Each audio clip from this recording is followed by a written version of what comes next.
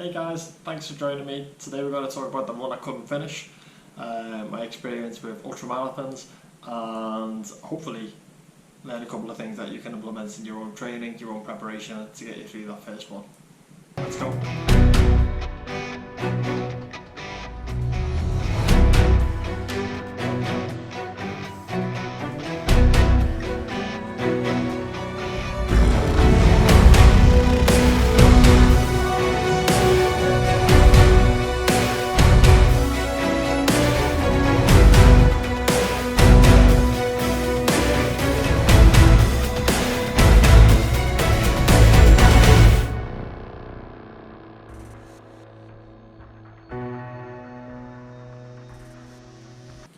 Okay guys, so I'm James Muscat. Thanks for being here, thanks for joining me. If you've never been here before, go check out some of the other videos and see what I'm about.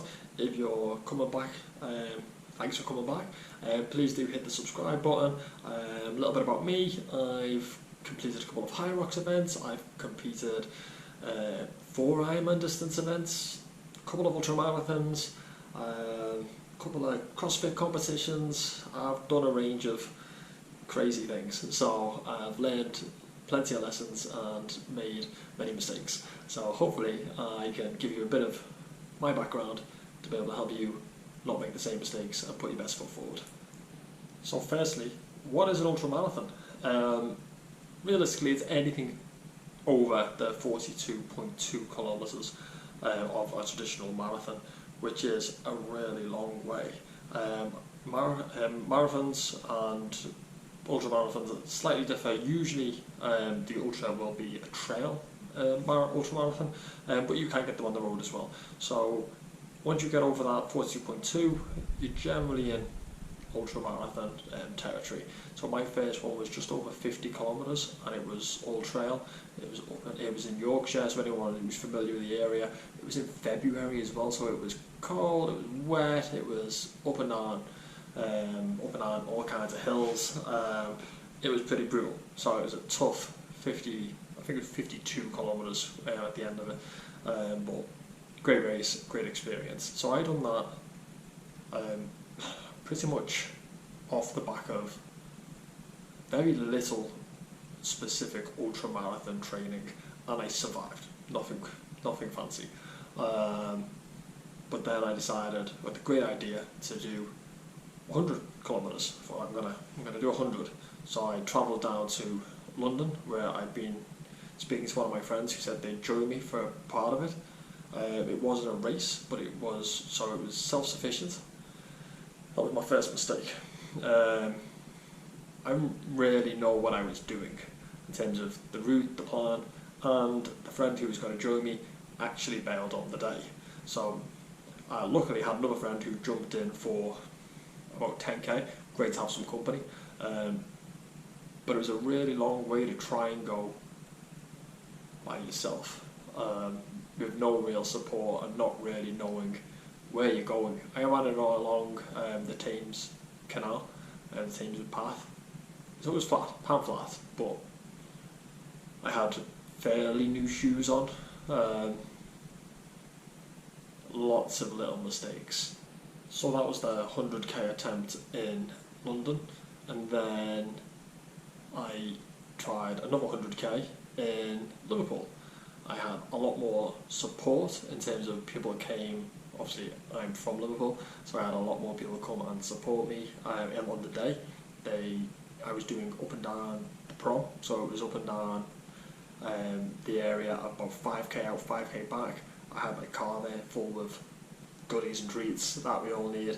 I could also get in the car and have a little cry when it all got a bit too much, but I had a lot more people coming down and give me a cheer on and run a couple of k with me, and that was fantastic. So when I done they're my 3 main ultras. I've done a lot of training runs that have been over the traditional marathon 30k training runs to get ready for the 100ks. My biggest mistake, and when I went to do the one in London, was purely lack of preparation. And that was the race or run that I never actually finished. I got about 60 kilometers in, my hips were in bits. I thought I'd been doing a lot of strength and conditioning. I'd been doing, 2 or 3 runs a week of certain okay distance, and I'd done the 50k in the hills of Yorkshire, and just thought, I'm tough enough, I can do this. It wasn't that simple. It was just brutal. And that is the biggest thing I can suggest. Make sure you're doing the miles. Don't underestimate it. Even if you've got like a really solid marathon time, don't underestimate this. There was your hips and the conditioning that your body needs to have gone through to survive it. It's a lot. So, first thing first, make sure you've got a good plan. Make sure you know what you're going for. Make sure you build up slowly and gradually, 10% increments of volume. Give yourself enough time. It's the only way you'll not enjoy, is probably the wrong word, but it's the only way you'll get through it and not feel like you've destroyed yourself.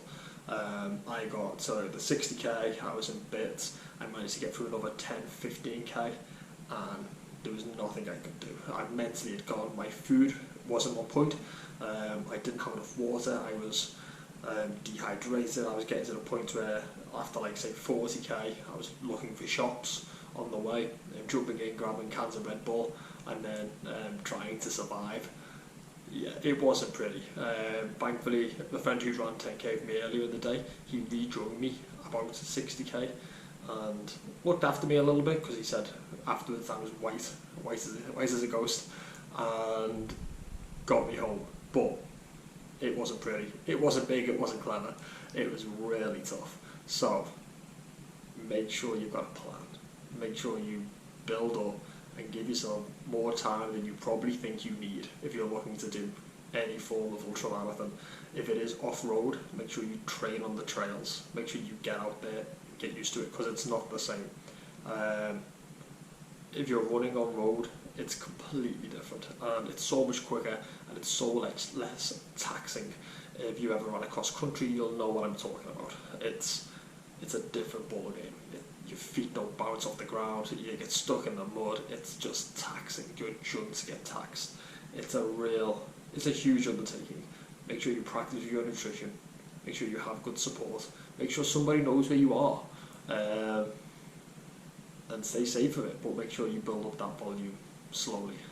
One of the other ultramarathons that I'm not sure if it's classed as an ultramarathon is the David Goggins challenge. It's 4 miles every 4 hours for 48 hours. So obviously you don't do an ultra in one go, but by the end of it, I actually pushed the distance up a little bit. So it was, I can't remember exactly how it worked now, but at the end of it, I'd done two marathons. I'd done a double marathon by the end of the 48 hours. So I just tagged on a little bit more. That was a whole different animal. Fatigue, sleep deprivation. It's probably another video, but if you don't know who David Goggins is, go and check him out for one. But that's a beast. But there's lots of stuff out there for you to get stuck into.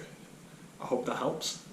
Leave a comment in. Let me know if you've done one, if you've got one planned, and if you need any more specific advice, reach out.